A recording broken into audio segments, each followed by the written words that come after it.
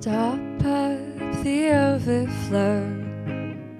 Is it tears that stain your pillow? Why weave me a story I don't want to know? Build up the barricades, I'll burn that shelter down someday. Love gets in, love finds a way.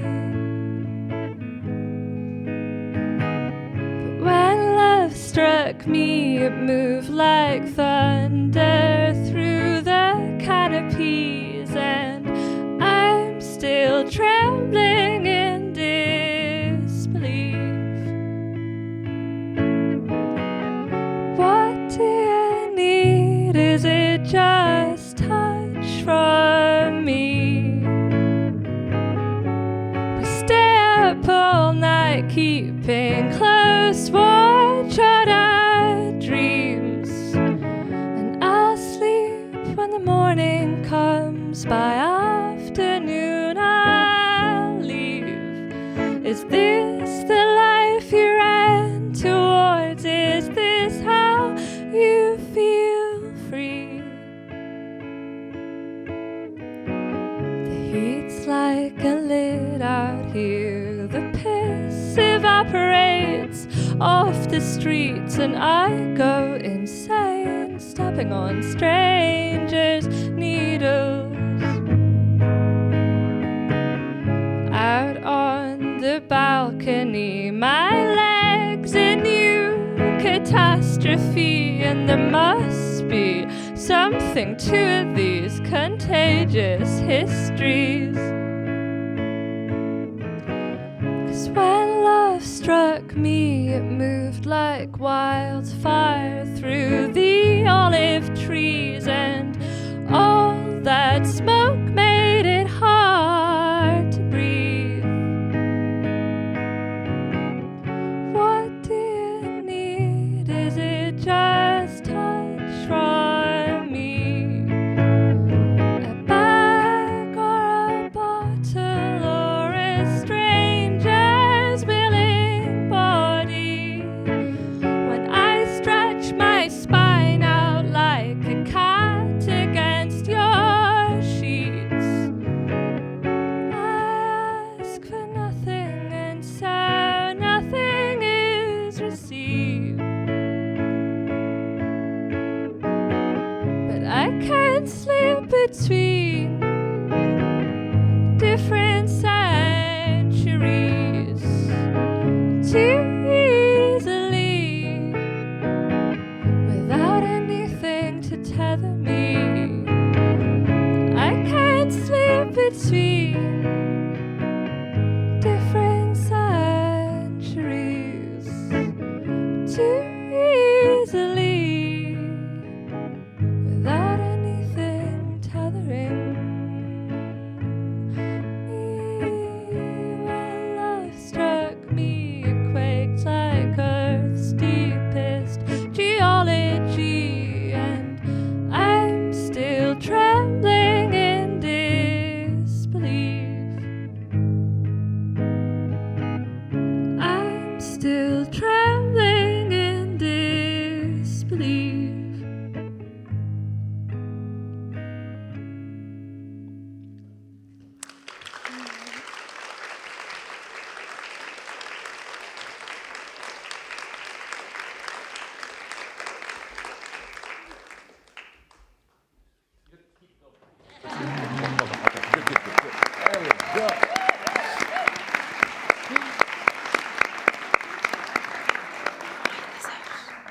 Whoops were okay to begin with, but we'll work on that a little bit later on.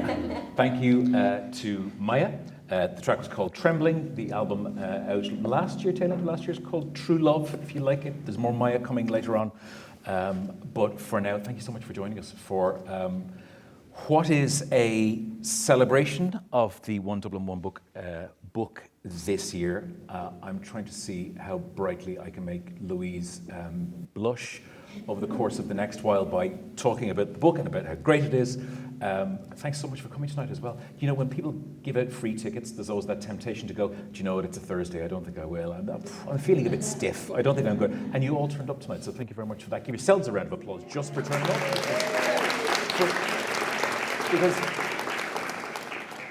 Because we'll make it worth your while, I promise. This is weird for Louise and I, we were talking about this earlier, because this is the fourth time Louise and I have done an interview together, but the first time we've ever been in the same room while the interview's been happening. Because the first time we spoke was very early on in COVID, just after the book had come out. We did an interview for the book show as well on Radio 1, in which people weren't allowed to be in the room with other people at the time. And you did one, thank you very much, for the newspaper article a couple of weeks ago as well. Tell me, and that's why I want to start with physicality. Tell me about what it is like doing this event here now in a place that is so closely situated right next to where some of the book happens. The book occurs out there and the event is happening here. Is that strange, or is that weird, or is that satisfying, or is it? That's a lovely open question. Thanks, Elena. The UNESCO City of Literature, when we were talking about the event, they asked me who I wanted to interview me. They asked me where I wanted to say music, and I also had a hand in choosing the actors who are going to read for us later. And it's very unusual. Usually you rock up to an event and things happen around you. So it's really, there's a sense of really like power. You have made this world. I think people take the power as a bad thing, but especially as even being chosen for the One Dublin One Book. I mean, it's a huge deal for a debut novelist. I kind of had my moment in the sun, but you kind of expect to have when the book not that you expect to have, but you're lucky to have when the book first comes out, and then it kind of falls away a bit, and so to have this again in Trinity is really, it's strange, it's overwhelming, but I'm such looking at it, everyone who's come out, and I'm just so grateful to be here, and yeah, even when I finished the novel, Debbie and Billy lived down the road from me, and Mate. They exist in a parallel universe, down the bottom of a hill that we call Marion's Hill, because Marion lives on top of it. In the book, it's called Clock's Hill, because Clock lives at the top of it.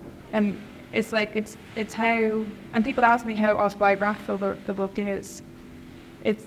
You take all of these things from your real life, and you kind of warp them through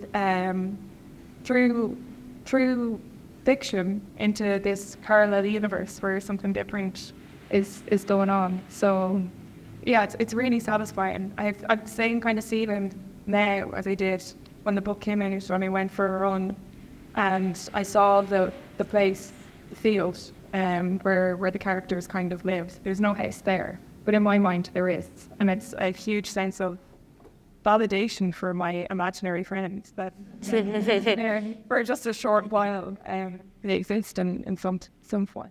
So okay, talk to me about the One Dublin One Book thing before we get into Snowflake, and before I kind of start scrolling you back.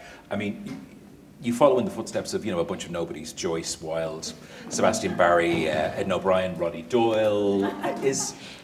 What was it like initially when you got a contact, when somebody sent you an email or a phone call and said, this might be about to happen? How was that?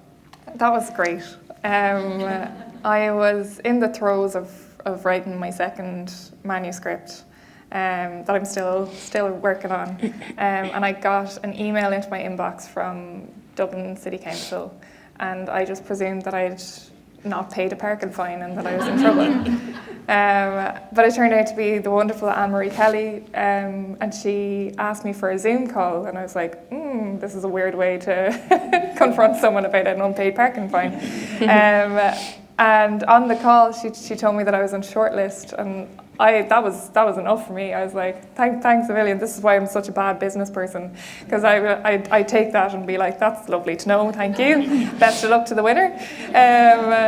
But when I was chosen, when I got the nod, it was such a huge boost. But also when things happen for other writers that I admire, like say Deirdre Madden, who won the Wyndham Campbell Prize recently, she taught me in Trinity. She was my first teacher of creative writing, and she was so encouraging and kind of opened up the world to me in a way that I hadn't known was possible before. She was the one who recommended doing a master's, and when I got my tonsils out in her class, she sent me an email being like, "We missed you in class today," and I was like, "Oh, that's lovely." And you got your tonsils out in her class?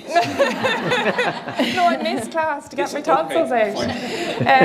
And it's so like, and meeting writers in real life now, you kind of you begin to appreciate that writers are not their work.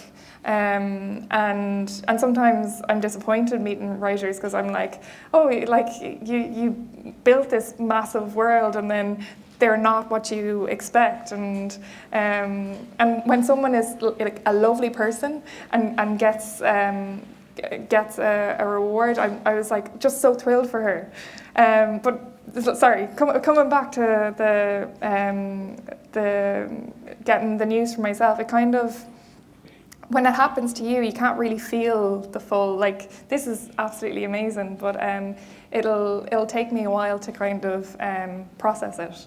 Whereas when it happens for another person, it's much easier. It's much easier for me to celebrate that and be joyful for them. It feels almost like you're still processing it right now. Sorry. Which is amazing that it's still having that sort of effect on you. Again, okay, I'm going to scroll back before I ask you what I wanted to ask you, but that idea of community and of other writers and of connections and of, it's something a lot of Irish writers talk about, and I've heard Irish writers talk about the relative uniqueness of it, in that we all potentially think that this goes on in countries around the world, and that everywhere there are always other authors looking out for other authors, and they're creating these networks and these communities. But the more you talk to Irish authors about it, the more they go elsewhere and come back and go, no, it's just here. We have something incredibly unique going on here. I heard Jan Carson talking about it at the launch of her book Across the Road here the other night. Talk to me a little bit about that, about those people, and about what it's been like to find yourself being part of, a connection of people. Yeah, it's really strange. It's great. And like, we say, like, I'm part of a writers group that met when we took part in a 6-month Sting and Fly workshop. And we just kind of bonded, and when the course finished, we kind of continued on the course format and sending each other work and giving each other feedback. And that exchange of meeting, we meet on Zoom now, that started during lockdown. People are over different parts of the country, so it's just easier for us to meet on Zoom. And that kind of exchange in work and being each other's agony aunts, like, most of the time we're just bitching about how hard it is to write.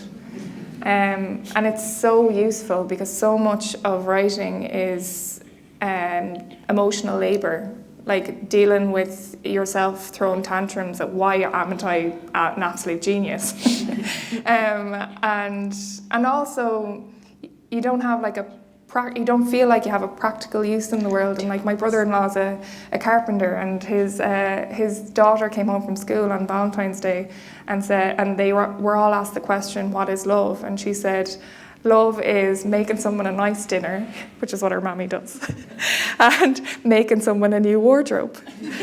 And for me, the way that I exist in the world is very insular. Like I spent 10 years with the guts of 10 years with the characters in Snowflake. And for a long time, I didn't talk about them to anyone outside my head because no one's interested when you say, or they are interested, but you can't really articulate it. It needs to be unspoken until it's finished.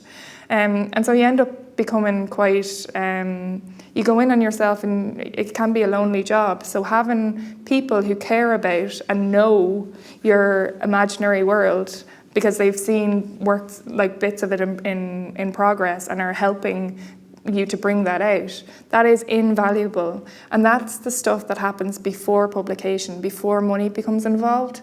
Once money becomes involved, it's a different beast because publishers want a story to sell. To get to that point, it's really difficult, and you rely on the good faith of other people, exchanging what you know, pooling together your ideas, and really just listening to each other and supporting each other. And I really don't know what I would do without those people. And so many of us, we were unpublished, and so many of us have gone on to get book deals. I have like a space on my shelf for all of our books that came out, and more are coming out. Elaine Garvey is publishing a book next year. It's coming out. It's called The Wardrobe Department. It's magnificent. I've already read it, and I'm just so pleased for it. It's the same. It's going back to when something good happens for another person. You're more pleased than you are for your own stuff, and you know that you're more pleased than they are themselves because you have the distance. Talk to me then about when the money becomes involved, because, and again, you've probably been asked this question many, many times in the last 3 years, but the banner that was 6-figure, 2-book deal, television rights, all those bullet points that people see, I always wonder how any human being deals with something like that at a point at the very beginning of their career, where all of a sudden they're faced with, is that immensely pressurous? Does that... Or does that give you validation for all of the work that you've put in so far? That's a lovely way to phrase that question, thank you. I have the most amazing agent. Marianne Gunn O'Connor is her name. And the way that she kind of serves as a buffer between me and all of that world. And she's been just incredible. Like my life changed the minute that I signed with Marianne, in that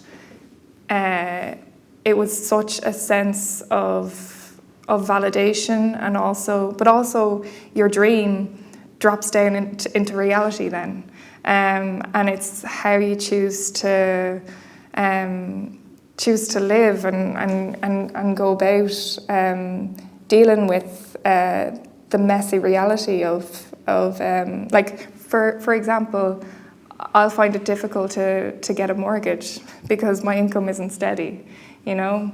Like all creatives, like people like read those. It's mad how it's more so how media spins it as well. Like I did an interview with a national newspaper who said who had me in quotes saying, "I got a 6-figure book deal and I had to move to Belfast because the rent was cheaper." I never said that. And I ended... A newspaper misquoting somebody? Surely not. And so, but this is the thing as well, you don't know how much power you have until you use it. So I went back and I said, I'm really disappointed with that quote. Like, if that was 2 years ago when the book had first come, or 4 years ago now when the book had, or 3 years ago, sorry, time is a construct. If that was me a couple of years ago, I wouldn't have done that. But I did go back to them and say, you have me in quotes saying this, please change it. And they did. And I'm less wary of disappointing people or upsetting them or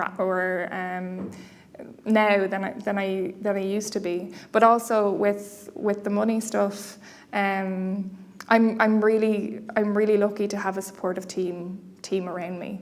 And yeah, like I say, I don't know where I'd be without Marianne. She's brilliant with that. I'm going to be straight. I'm not sure she's real. I think she's a fictional construct in that she is referenced by so many Irish authors as being I've never met her. But so also, therefore, yeah. she is essentially, she's a fictional deity as far as I'm concerned. She is. She really is. She makes magic things happen. She protects you from things that go wrong. I had a story in the Irish Times, and she read it, invited me for coffee, and I didn't think she was real either. And when I came home from that, like even after meeting her, because she's fab, and when I came home from that meeting, my dad was like, "Did you give her any money?" Because he was convinced that she was a con artist. And I was like, no, she just liked my story. No, she's the president. That's what she is. Okay, now let's scroll back. Tell me at what point you decided you wanted to be a writer, or you might be a writer. Is it something that you've held since when you were very young, since childhood? Was there a point in your teenage years where you were fiddling with things and went, oh, hang on, this might be a thing? Was there a moment where you kind of thought this might be something I'll pursue? I'm going to answer that by saying I was always worried, or it came to a realisation that I couldn't do anything else. And that sounds strange, but I always loved books, always loved stories. We had a pop-up book of Alice in Wonderland that I plagued my dad into reading every night, much to the disgust of my older sister, who was so patient. And I was always the black sheep in the family that I would read more so than going outside to play. Like one of my report cards from school is that Louise spends a lot of time indoors and would kind of benefit more from going outside playing with her friends. And I was like, oh. But I never thought I'd actually be able to write. My childhood ambition was to be Jacqueline Wilson's editor. Which is a big ambition. That's a I want to go for. My mum brought me up to meet her. She was doing a book signing in Eason's on O'Connell Street, and I was armed with her books. I had notes written in the margins of how I thought she could do things better. I was second in the queue. I wanted to throttle the girl who was first. And then when the time came to meet her, she'd really short hair, rings on every finger, like knuckle dusters. And I was so scared that I couldn't talk to her. And I got so bright red, puce, and my mom had to tell her my name. I couldn't speak to her at all. But up until that point, I was going to make a proposition to her. Then I was in secondary school, and I remember having a brilliant teacher, Miss Butler, Sarah Butler is her name, and she's the first person I met who wrote. She wrote a novel, and she was really encouraging. And she's kind of the reason why I did English in Trinity. I just thought, well, she studied English in Trinity, I can do that too. And then my ambition was maybe to be a teacher. But then when I went to Trinity, I tried to do 2 subjects, English and French. I studied, and French, I just thought, I thought I'd be fluent just by enrolling. And then I went to what's it called, Corsica for a summer. And a little girl, Miley's, I'm still friends with her mom on Facebook, and she cannot believe that I wrote a book because I was the village idiot for a month, and it became apparent that I wasn't any good at French. So I lost my 2 subjects that I was going to do for teaching, and then I had that class with Deirdre Madden that kind of changed, was life changing a small bit. But again, it felt like borrowed time. To be honest, I still feel like I'm on borrowed time. I always feel like it's going to end. I cannot believe that people are sitting here listening to me in silence. Nope, not borrowed time. Nope.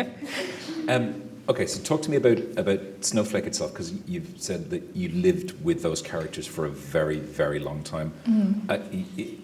Talk me through the process of those characters starting to form, then potentially them becoming a story, and then it starting to look like a novel. Yeah, so Billy came first. Billy came before Debbie did. I was a huge fan of Tommy Tiernan's early stand-up, and I just thought he was gas, and he kind of had the charm of men down the pub. But I was like 14, 15 at the time, and you can't just go down to the pub and befriend men. So I made up an invisible friend, and I wanted to like imbue him with the kind of like storyteller, hilarious sense of Tommy Tiernan, and Billy just kind of came, and he's very, very different from Tommy Tiernan now. He's like completely different person, but that's kind of like where the energy of that started, and he was the person like when Debbie came finally. I called her Cassiopeia, for a long time. And then she became Debbie. Maeve was the most difficult person to figure out, because she's the mad mother, and she's the woman who claims to dream other people's dreams, and she was very useful as a character, but she was I always got into a bit of a slump whenever I was writing her. And then I go back out to the caravan to Billy for a bit of lightness.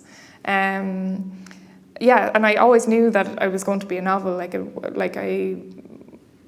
had my sights set on it from very early on.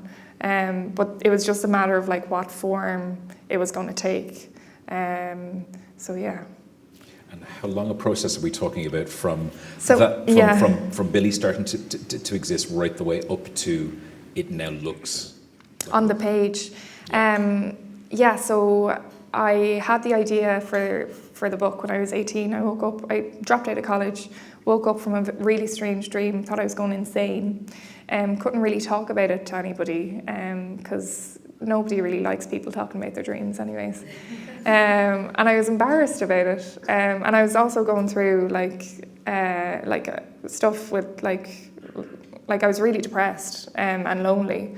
And I remember going to a therapist at the time, and I was like, I'm really into dreams, I'm going to research these dreams now. And she was like, maybe hold off on that.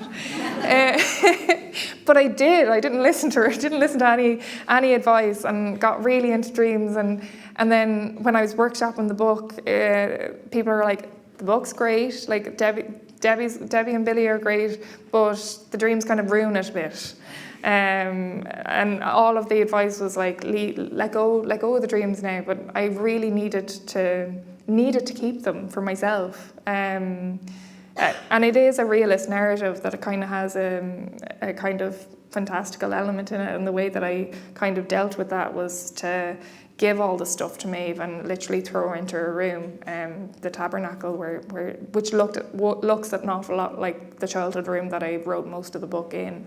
I had all of the stuff on the walls, and was not to the extent that Maeve, but I was in my own kind of insanity.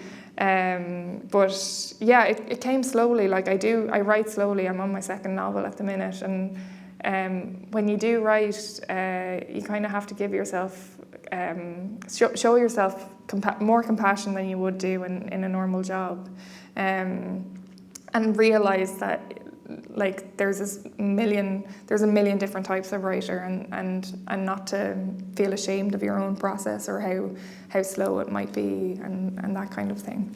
Because we talked about this earlier as well. You're right, there are so many different kinds of writers. There are some writers who get up every day and write for 4 hours, 365 days a year. There are some writers who take 7 years between novels. Did it take you a while to become comfortable with your own process, and in terms of how the speed that you know that you have to work at? I'm still trying to get comfortable with it. I'm still trying to find the balance between making myself allowing myself to see, even the language there, making myself do it, like allowing myself the space to do the work. Like it's such a, and also like this is a completely different skill set. Like talking about writing is such a different process to actually writing. And when people ask me how writing's going, I lie because it's just easier. You just say and like it's so yeah, I know. And Brick's like, please, good interview, please. But it's kind of like it's like we were saying earlier, like. I liken the writing process to the fairy tale Rumpelstiltskin, because I feel like there's, like in Rumpelstiltskin, Miller's daughter is locked in a room and ordered to spin straw into gold, under pain of death, by the way, insane, children's fairy tale. And she bursts into tears, and a little man shows up and says that he'll do it for her. Yeah. But he asks her for either a ring or a necklace or her firstborn child. And I re-encountered this story as an adult, and I found it interesting because he has no use for the ring or the necklace, because he's literally able to spin straw into gold, and also wouldn't look great on him. And the only reason that he would take it, in my mind, is to have a connection to her. And she's kind of like the presentable, she ends up marrying the king out of the work that he does. And so I really think that he has her firstborn child as well. Like, he doesn't actually take the baby, he does another game with her. So he's always craving for this interaction.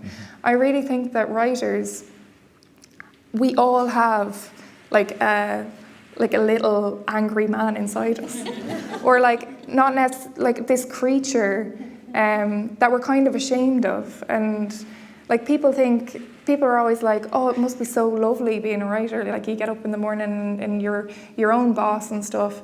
And the thing that we don't talk about is how like uncomfortable it is to just sit there and do nothing and kind of listen to yourself, and the stuff that comes up you don't necessarily want to come up. You're like, oh no, I don't want to write about this, or like that's the thing about like being published. It's absolutely great, but I had the privilege writing Snowflake of not thinking anyone would read it in a million years, whereas now it's more difficult because like my inner Rumpelstiltskin was like, well, we'll say this, and I'm like, no, absolutely not.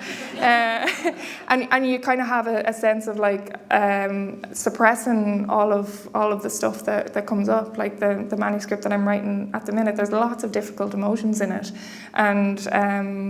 and so yeah, it's kind of trying to figure out a comfortable environment. And like I really think like the ego and the good stuff, the muse, is the same person. It's and the only way to work with it is to really kind of like embrace it as one, rather than you're bad and you're good. You know, you kind of just have to take care of it, like the angry little man, like it's a baby nearly. It sounds painful. No, it's just uncomfortable, I think.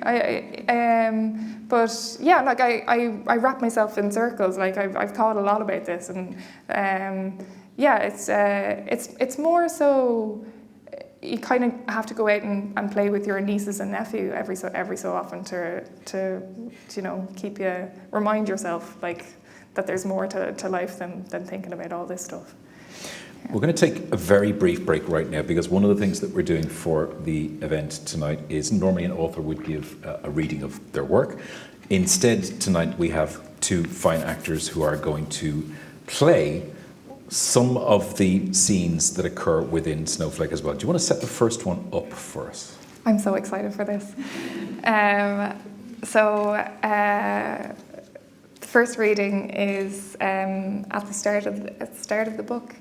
It's taking place on top of a caravan, on the roof of a caravan, and Billy and Debbie are stargazing. Can you please welcome to the stage Steve Wall and Caroline Quinn.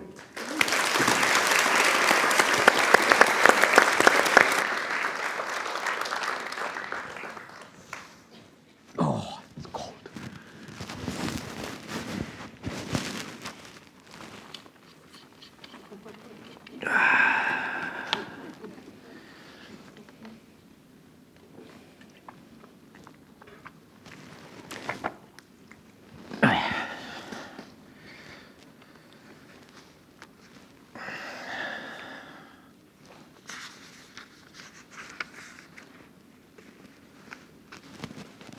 You have a story for me?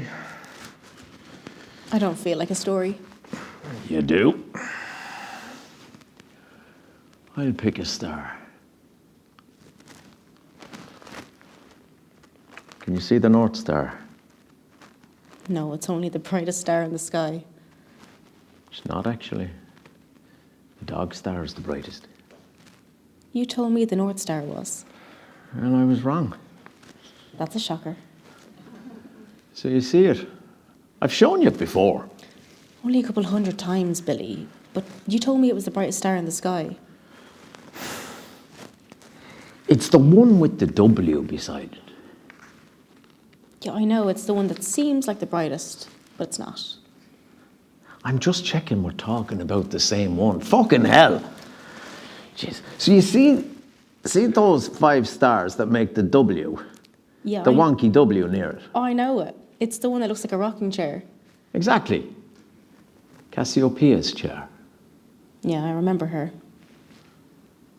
Right, so. Tell me about her. You know the story, Billy. Well, I haven't heard you tell it before.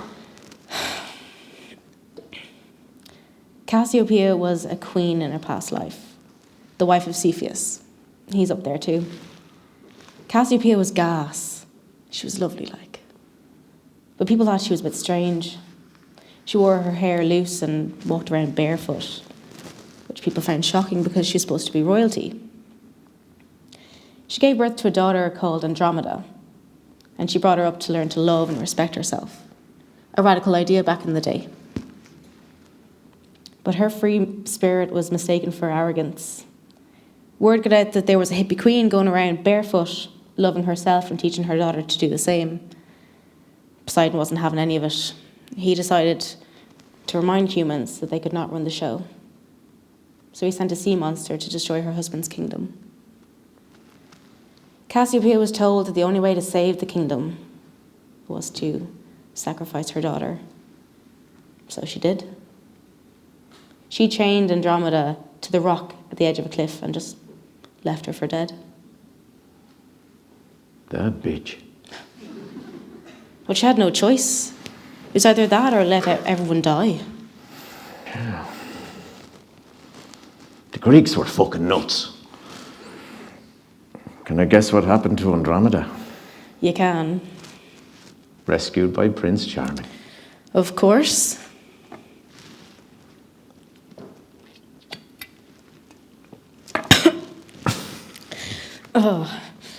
Perseus killed the sea monster on the way back from slaying Medusa, and Andromeda was obliged to marry him out of courtesy. Classic. And what happened to Cassiopeia?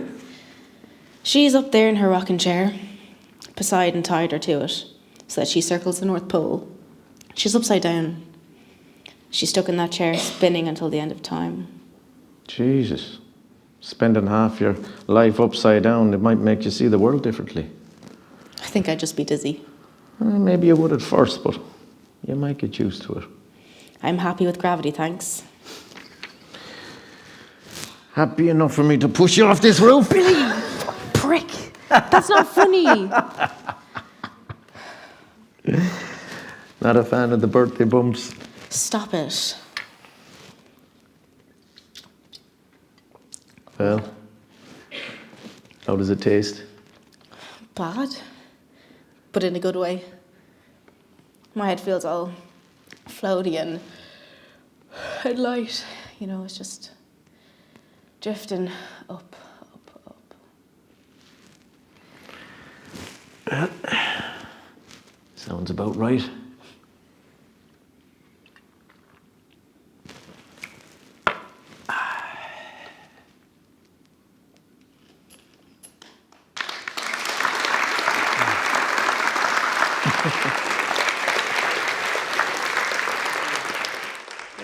Tell me about when the book came out initially, because it came out in that, for a lot of authors, terrible period of time where books had been set to come out and COVID happened, be it lockdown 1, lockdown 2, whatever it was. Yours was in early 2021. And for a lot of authors, they didn't get that big bang of having a launch or doing events or doing festivals, or everything was online. What was it like for you? You say that like big bang of like doing like launches. And I always think book launches are so funny because my family aren't like very like they don't go to a lot of book launches. So when the book was due to come out, they were really excited about it, and they're like, "Geez, what do we wear to a book launch? Will it be red tie? Like, do I wear a dress?" And I didn't want to break it to them that book launches, like they take place in bookshops, where there's like a little corner set aside full of like lukewarm wine.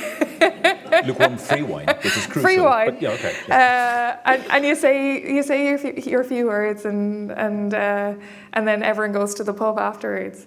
And I really think Snowflake's launch was the best launch that I could have imagined, because we were at home in the height of lockdown madness, everyone dressed up to go sit in our back garden. My dad bought 2 kegs of Guinness from the local pub because one wouldn't be enough.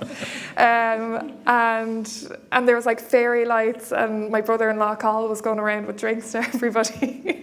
My friend actually leaned over and was like, "Did you hire that man to come in?" I was like, "No, that's just Carl.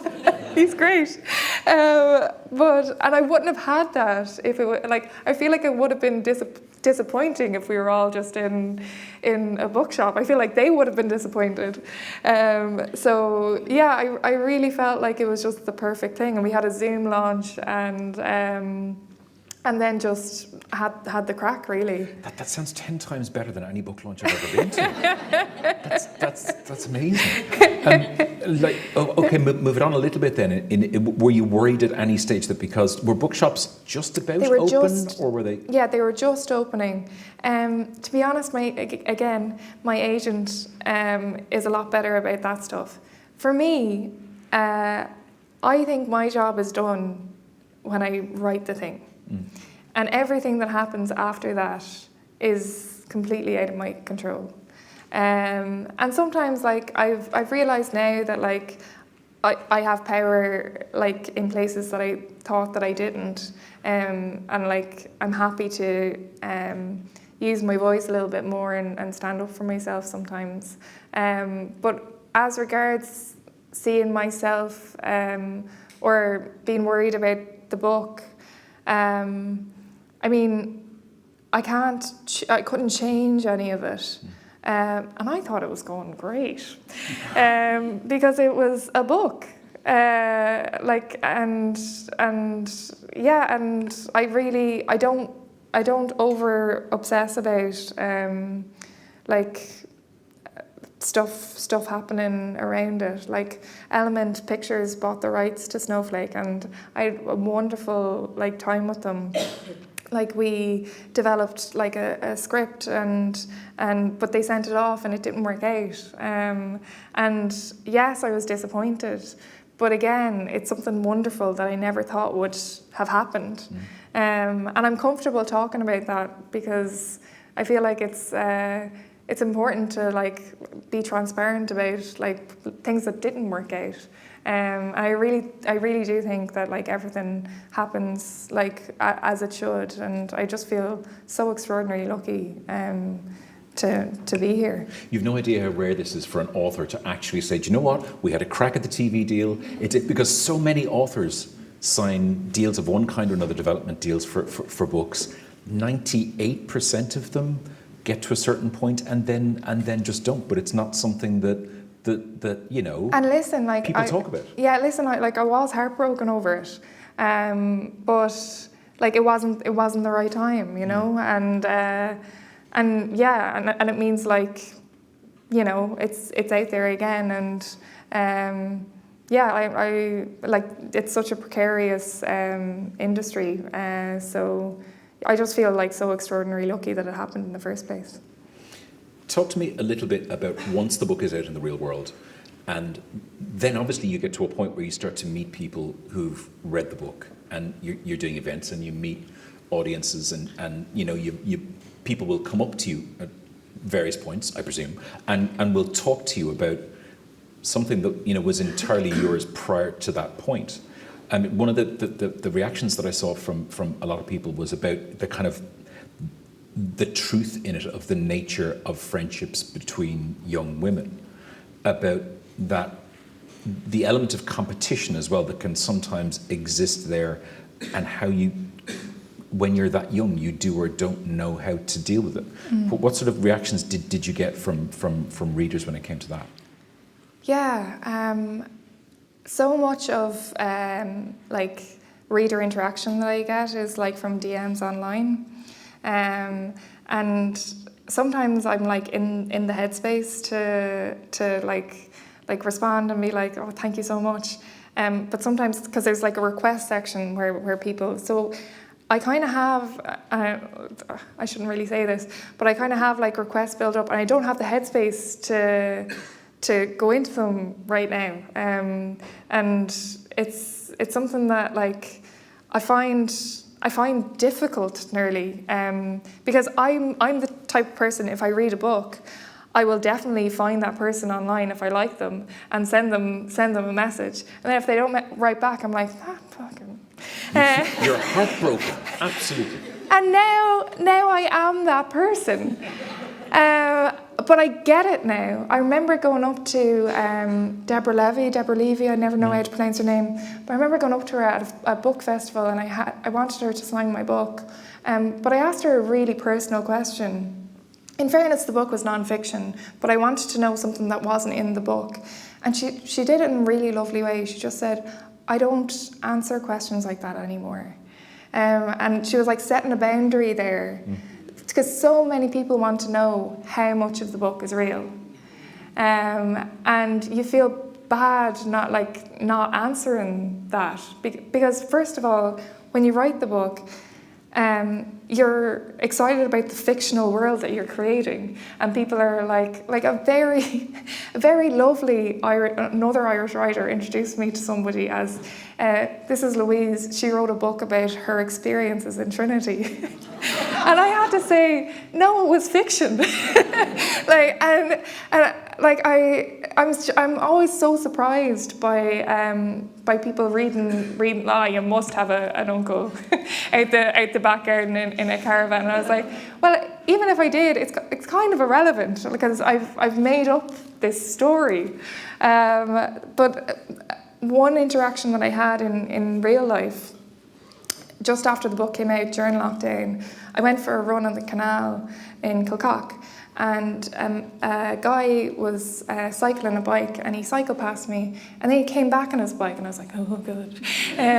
But he stopped me, and he was like, are you Louise Nealon? It's the first and only time I was ever recognised in real life. And I was like, yeah. And he said, I have a brain injury, and Snowflake's the first book that I was able to read since it happened. And that was like, I had to go home after that. I couldn't continue my run. But it was something just so profound. It was so lovely of him to say, and I just felt so emotional. And I think people reading the book and doing events like this as well, this month, I thought I'd be absolutely wrecked. And in one sense I am. I'm kind of sick at the sight of myself. I'm sick of myself talking. But the thing that I'm really getting out of it is I cannot believe that people actually came. I love meeting people. I love talking to people in real life about the characters. It's the online world that I get kind of overwhelmed by. Do you think sometimes, I think sometimes, and maybe you'll agree and maybe you won't though, that it is particularly young Irish women writers who frequently get that presumption that if they have written characters that are roughly the same age as them, or that they would have been, and if there's anything that crosses over between them, that sometimes you get a certain sort of person who has a presumption that, well, you must have lived through all of this and this must be your experience down to a T. And that, in other words, fiction doesn't really come into it. You've just told your life. Yeah, I mean, it's a very, I feel like we're living in a very strange space in this way. I mean, the women that came before us had it so much harder. I mean, Edna O'Brien's books were burnt, and everyone said that they were smut. I was so excited to read Country Girls because I thought it was going to be filthy. And there was nothing in it. I was so disappointed.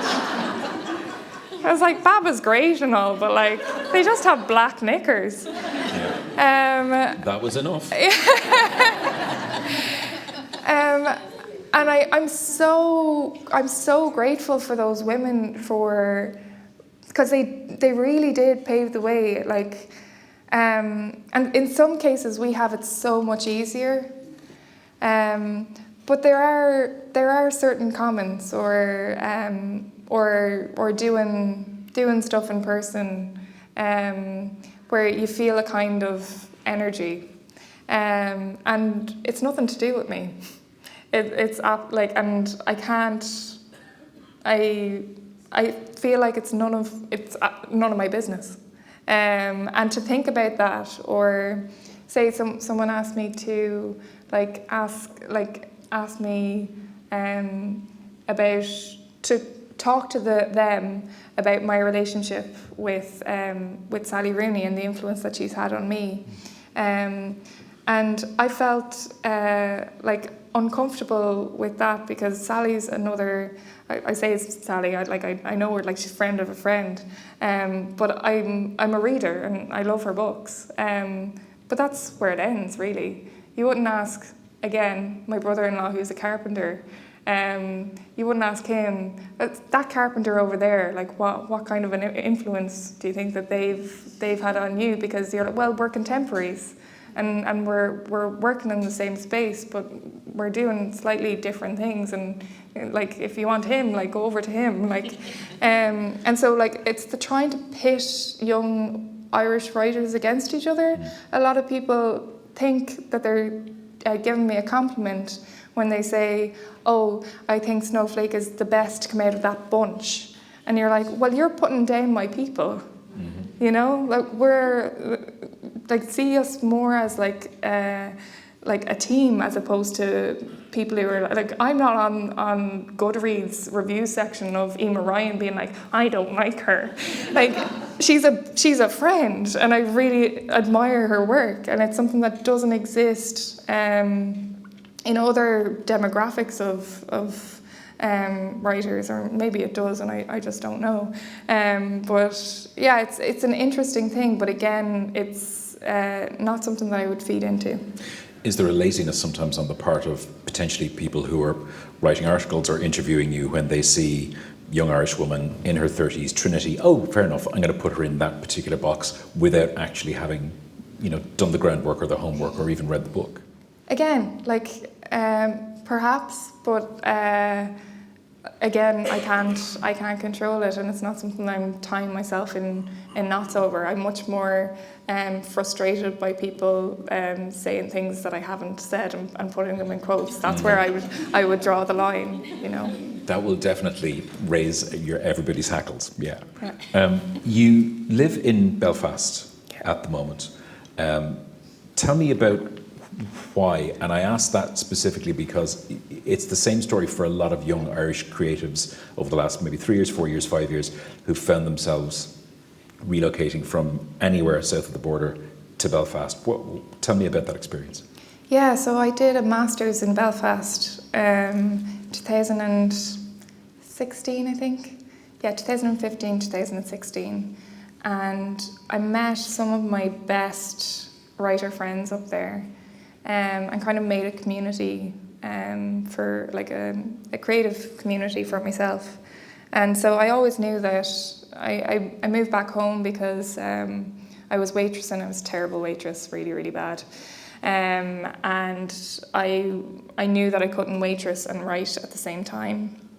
And I couldn't conceive of myself getting another job. So I moved home, milked cows, wrote, and that's what worked for me. I knew once I had enough money that I would go back up. But since I went back up and have been living up there for a couple of years now, I think 2.5 years, people, it's become like nearly like more than people saying that I'm a writer. They're like, oh, and you live in Belfast, and how is that for? Like, people are really curious about it. In the way that they wouldn't necessarily be curious if I lived in Galway and Cork, for a good reason though. Like, I love Belfast for so many reasons, but there's so many unspoken things up there. There's so many versions of the truth. There's so many shades of grey, and nobody really talks about it. And it's that tension that kind of it's interesting to me, because the more I live up there, the more I don't know the place. Dervla Murphy, the travel writer, wrote a great book. It's called A Place Apart. We've talked about this before, and she went up the north during the 70s, and went around different pubs, and she had trouble saying to people on both sides that she wasn't on any side. She just wanted to talk to people. I think it's a really it's such a. I feel I'm not qualified nearly to talk about the place that I call home.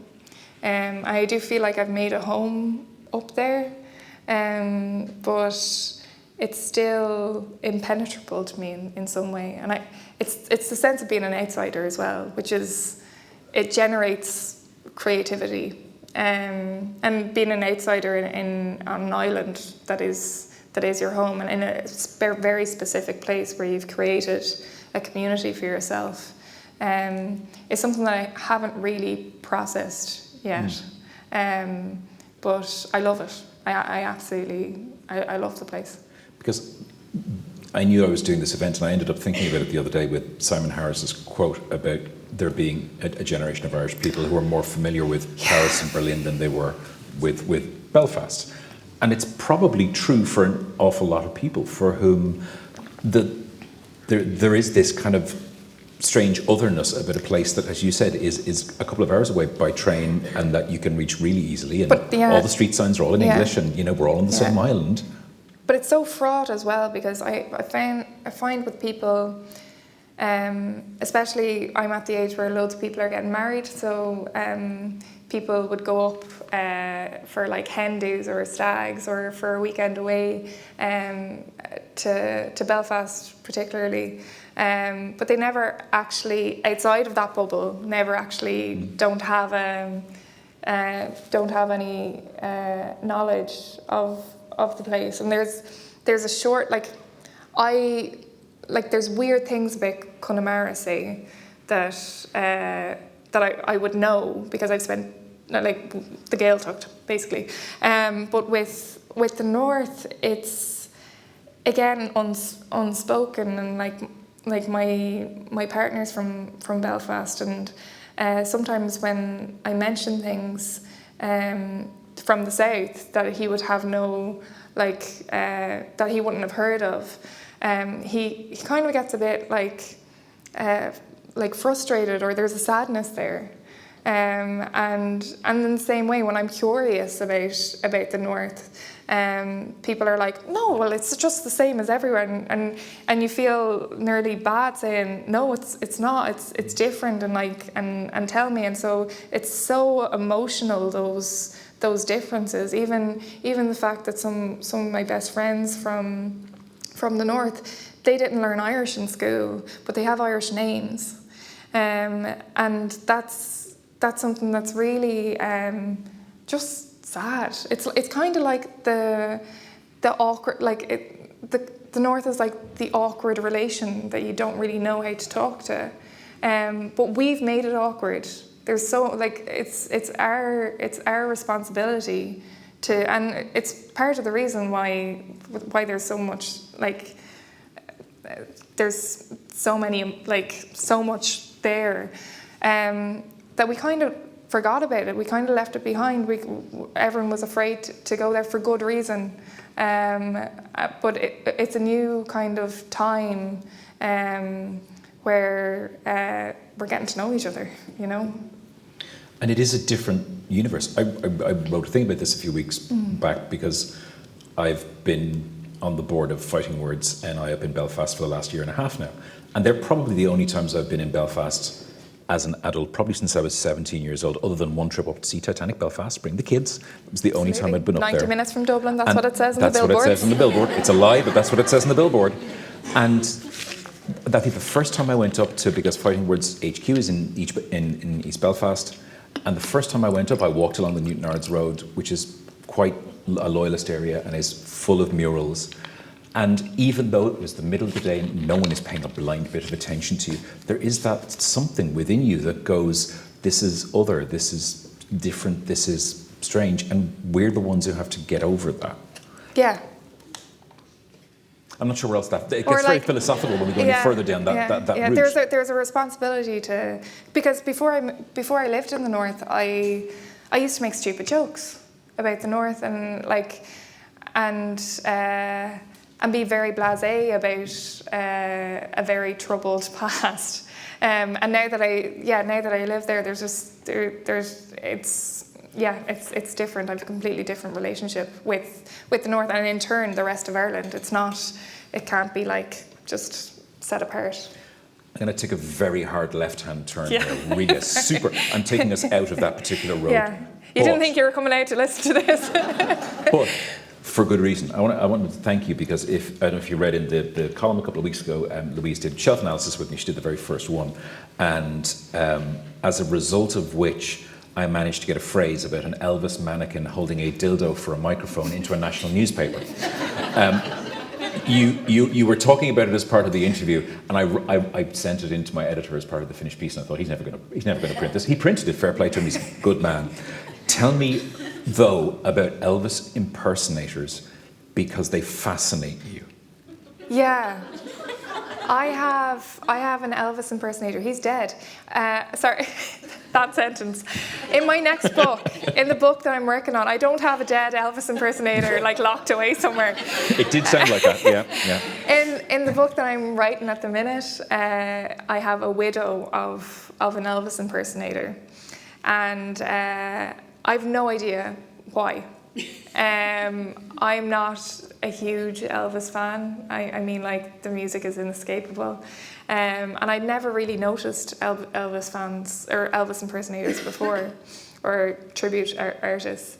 And that's the thing about writing, things come up that you just don't expect and you just roll with it. So yeah, I've been reading a lot and listening to interviews with Elvis impersonators, and I'm still really none the wiser as to why they would do it. Can you tell me about the holiday that you went on? There's a very good reason I'm asking this question, which I will tell you in a moment. Yeah, so I went on a holiday to Lanzarote and realised that there was, I went on a Facebook forum and typed in Elvis impersonator Lanzarote, and there was one on the island. Someone said dubiously, if he turns up. And so we went, and he was singing. He was brilliant. He was in the suit and everything, wig, and he was doing great, and everyone was loving him. But he got to a stage in the night where he was singing "Caught in a Trap," but he forgot the words. Or I'm not sure what happened. There was a glitch in his brain where he just kept on singing the same line. I'm caught in a trap and I can't get out. I'm caught in a trap and I can't get out. And I was like, this is performance art. The people of Lanzarote are blessed. And yeah, I'll probably use that at some stage. Well, you said to me in the original interview is that you thought he was on serious drugs at the time. Oh yeah, they kicked in. Yeah, I wasn't sure if this is a PC kind of gig. No, it's fine. What I didn't tell you was that I used that in the original article, and the Irish Independent's legal department wouldn't let us run it.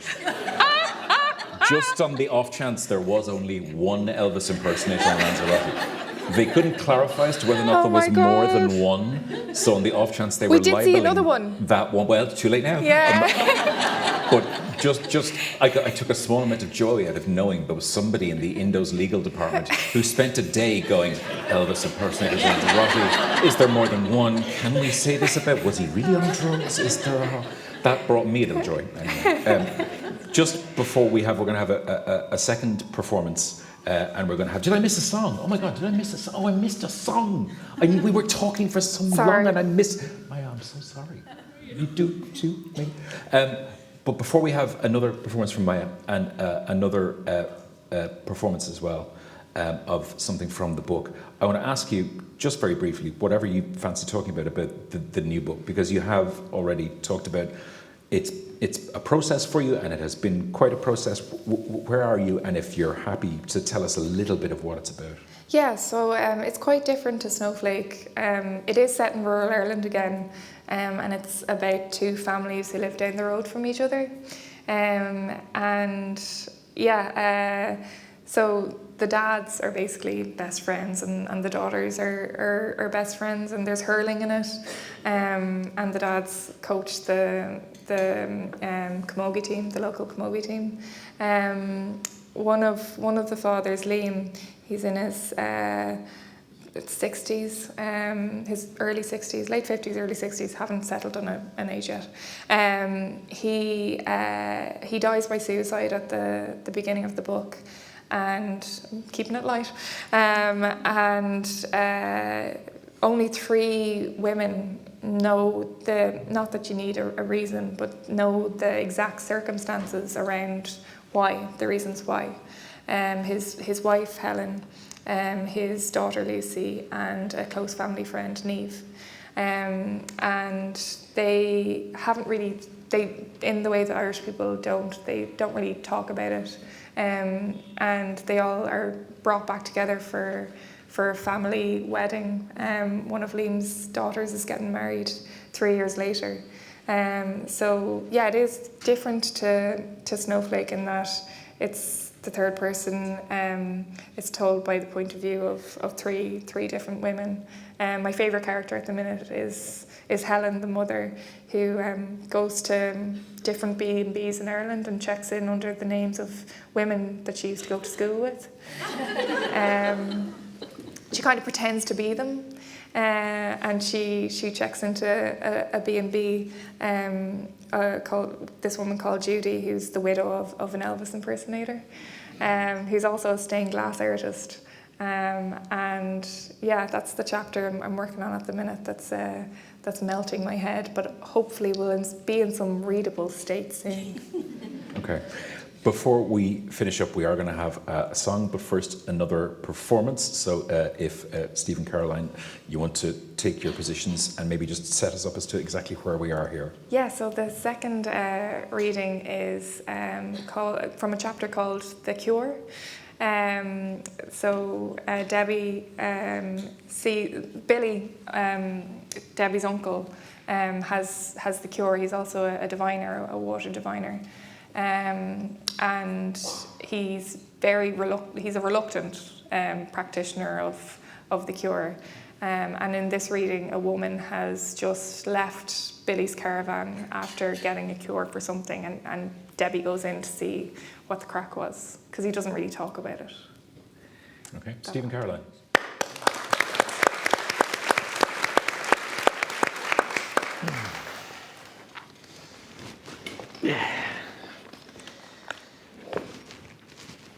Have you got Christmas exams?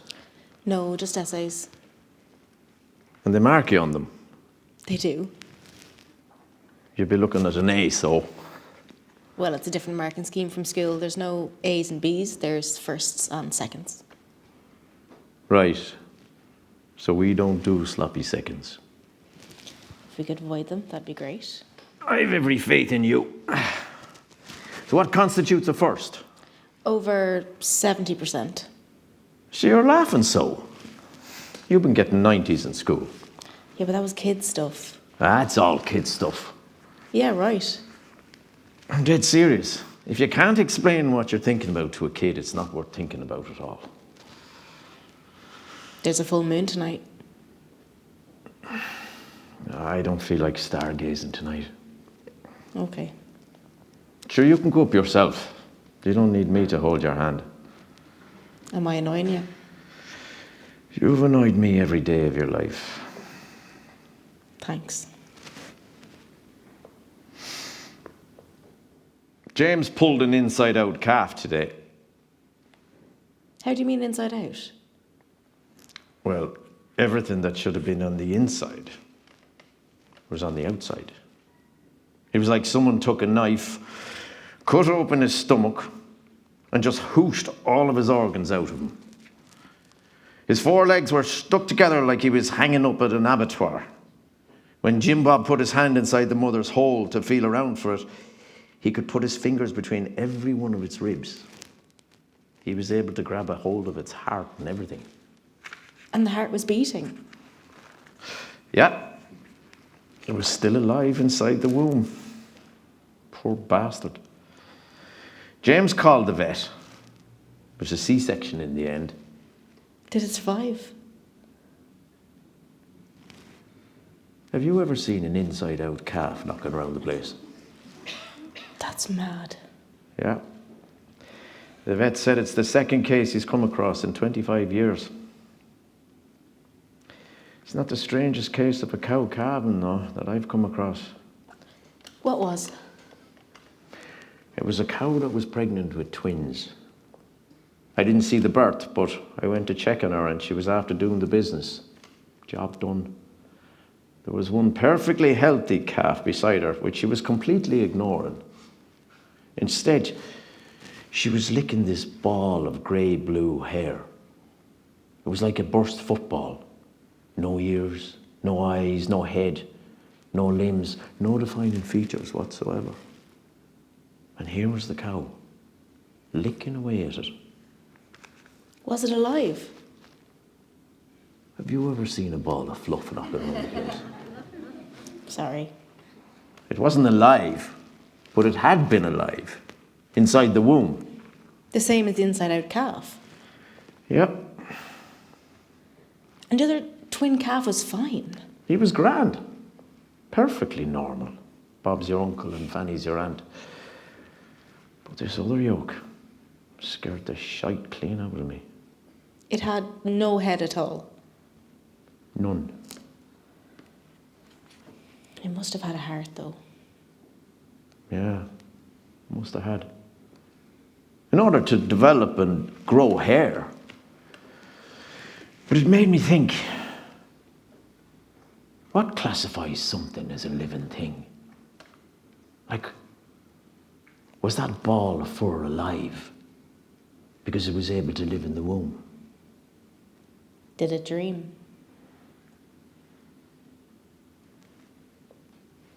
It's a good one, actually. I wonder if it dreamed.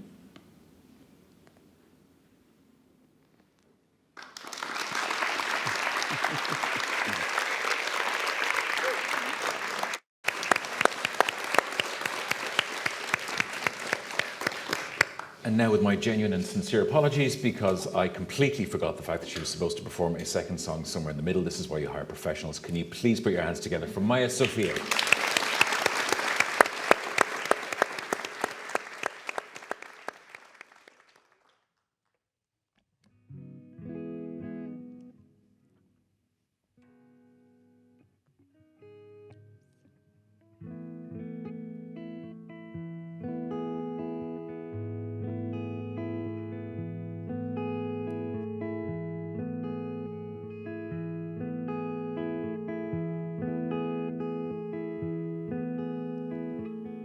Passed out on the bathroom floor of someone else's house.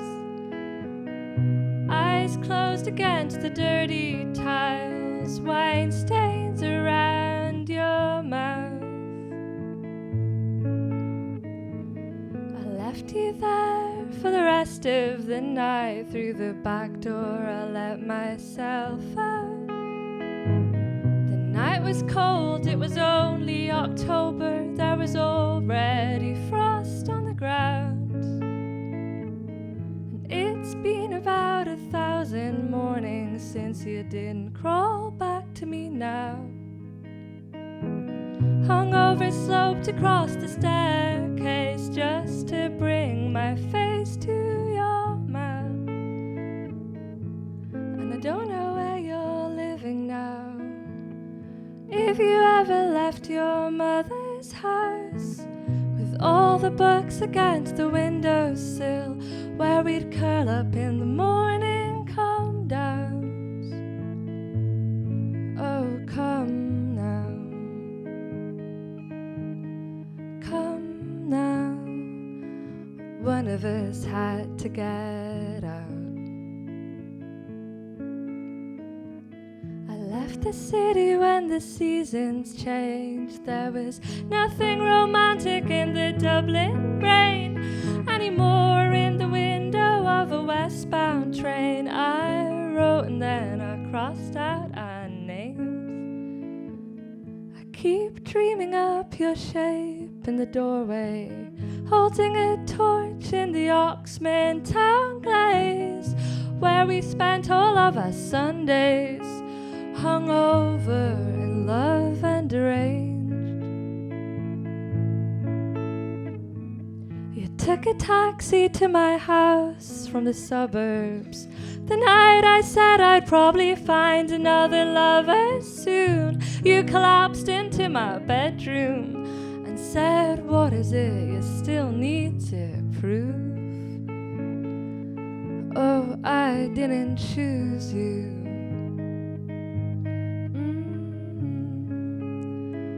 One of us always had to lose. It's always summer when I think that I might call you.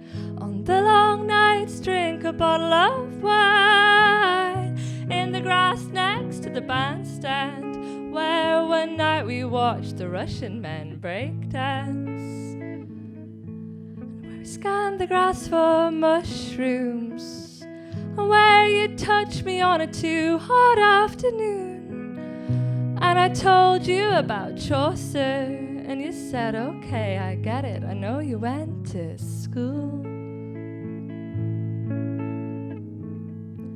And love made us so gloomy, the wife of Bath all unraveled and consumed. You look so sickly in the moonlight. Oh, weird night, come back to my room.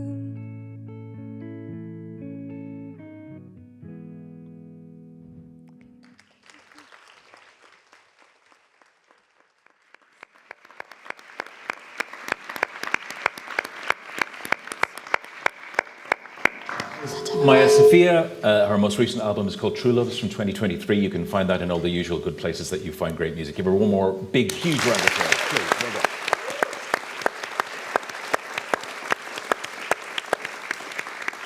Also, thanks to Steve Wall and Caroline Quinn as well for performances tonight.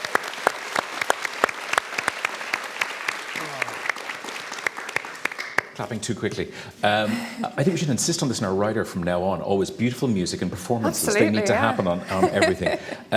Thank you so much for joining us tonight for this One Dublin One Book event. Louise will be outside signing copies of Snowflake. Even if you own one already, I highly advise you get a second one and just get it signed anyway. Thank you so much for coming out tonight for the event. Thank you to everybody here at Trinity College Dublin. And please put your hands together for Louise Nealon.